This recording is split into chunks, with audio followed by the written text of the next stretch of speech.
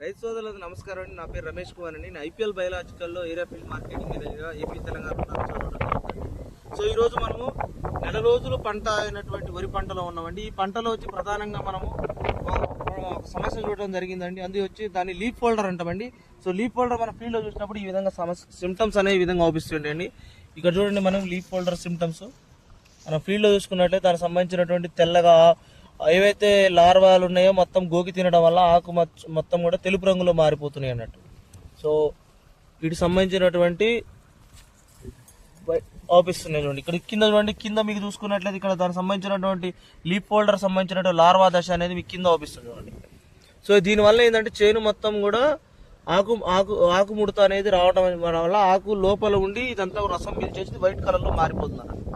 So దీంతో పాటుగా మనకి ఇదే దశలో మనకి స్టెంబోర్ అనేటువంటి దాని యొక్క ఎగ్స్ అనేవి ఏవైతే మన బూట్ లిఫ్ట్ వచ్చే టయానికి, ఏదైతే మన చిరుపట్ట ఆరంభ దశ వచ్చే టయానికి ఈ యొక్క స్టెంబోరర్ సంబంధించినటువంటి లార్వాలు కూడా యొక్క కంకిని కింద అడుగు భాగంలో బూట్ లిఫ్ట్ స్టేజ్లో తినేయటం వల్ల తెల్ల కంకులు అనేవి రావడం జరుగుతుంది. సో ఇవి ప్రధానంగా ఉన్నప్పుడు ఈ స్టేజ్లోనే మనకి ఏవైతే కానీ కెమికల్ కంట్రోల్ ద్వారా కానీ కంట్రోల్ చేసుకోవచ్చు.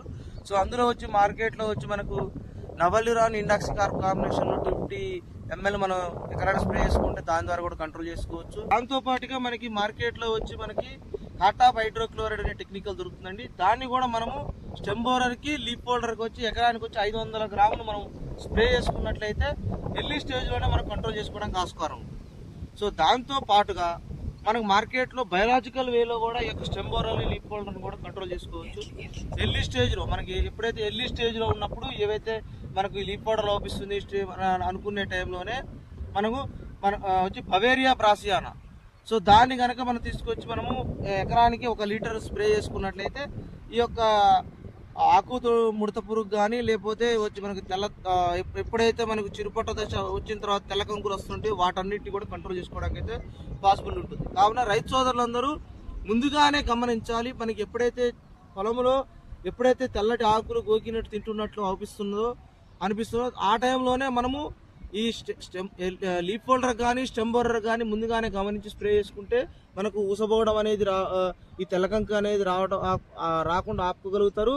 దానితో పాటుగా లీప్ హోల్డర్ కూడా కంట్రోల్ చేసుకుని అవుతారు. కావున రైతు సోదరులను గమనించి ఈ టెక్నికల్ వాడుకోవాలని మనం చేస్తున్నాం. ధన్యవాదాలు.